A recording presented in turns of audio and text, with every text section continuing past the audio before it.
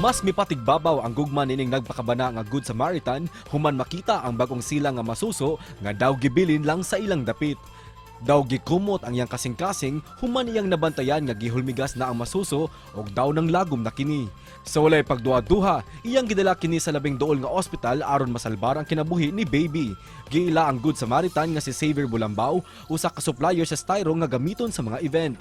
Karong buntaga, atong ilailahon si Xavier dinhilang sa GMA Regional TV Live. Sa ira nato istorya ni pagkakita sa ka-baby sa Dakbayan sa Sugbo, makapuso, makauban nato Xavier Bulambao. Mayong buntag ug welcome sa GMA Regional TV Live. Xavier, kindly greet our televiewers this morning. Mayong buntag no sa tanang mga Cebuano o sa tanang mga taga all over the Philippines. Naday ta karon sa GMA Regional TV. Mayong buntag kaninyong tanan din na. Daghang salamat, Xavier, for joining us. Ug salamat sa pagsanong sa atong imbitasyon karong buntag. Hisgutan nato kining newborn baby nga imong na-rescue. Sa may istorya ni atong adlaw? Katong adlaw sir, pagkabuntag ato, uwan kayo to siya. Unya pagka mga 12:45 siguro naabot ko, nagpark ko dito sa sakyanan, wala pa to siya bata.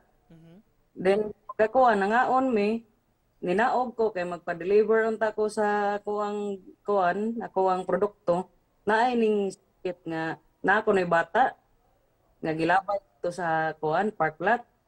So ako sad, pero katong mga orasa sir, mga dugay-dugay na gyud ang bata dito, siguro mga 15 to 30 minutes na. Pag adto na ako, pagtanaw na ko sa bata, gilumigas na. O lumigas na ang bata sir niya, naargyud siya sa ubos sa ligid sa sakyanan.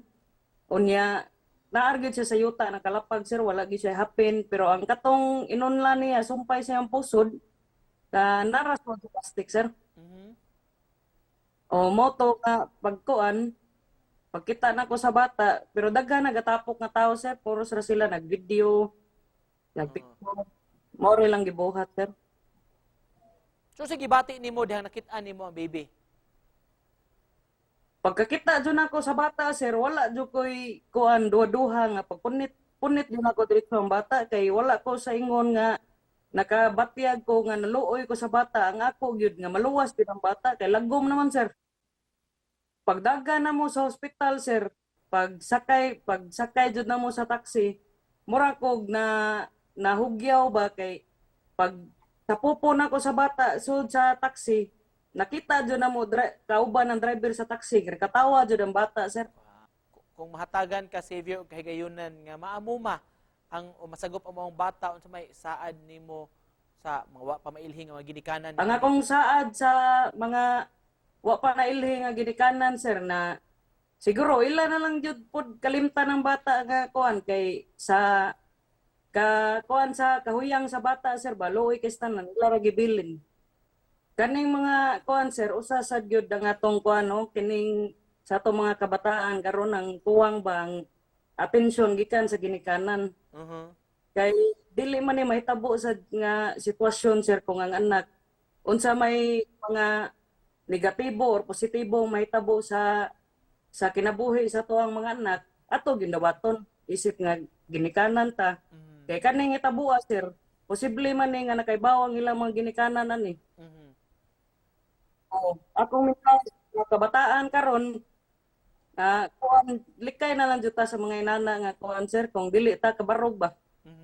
Kay luoy gyud ang bata, luoy ang bata.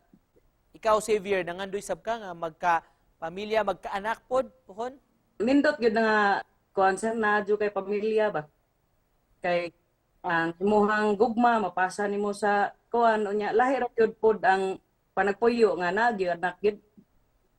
Kay bisan sa kadako nga problema ninyo sir, namang gyud gyapon magpatunga ang mga bata sa inyo ha. Pero kung naitabuan ni sir, posible na mga batan-on man yun no. Ang ako lang ba nga ang uban sa di lang pud nila i-judge ang inahan, kay mao man ta nga sakit di man sa siguro kanang gikalipay niya ni nga sitwasyon ba.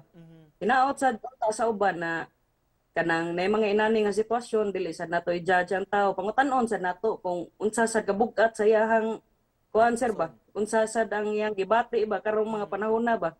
unta okay ra ang inahan karon. Nakita po ta siya sa bata nga safety na, at least bahala na lang kung wa niya gi dawat ang bata, at least makita siya sir na hapsay ng bata, okay na gyud ang bata sir, stable na gyud siya. Isip pa na po, Sir Xavier, sa may mensahe sa paglaom o mo ipaabot sa atong mga kapuso. Ang ako lang ikuan na bisan sa kabugat sa tong problema, ampo lang ta, kaya ra gyud na nato tanan sir. Ubanan ang kuan sir, Ginoo sir. Salamat sa imong pag-uban kanamo, dalaygon kayo mong gibuhat mga kapuso. Pagluwas sa bata. Xavier Bulambaw, daghang kayong salamat. Salamat sir, daghang salamat, Pitsenyo.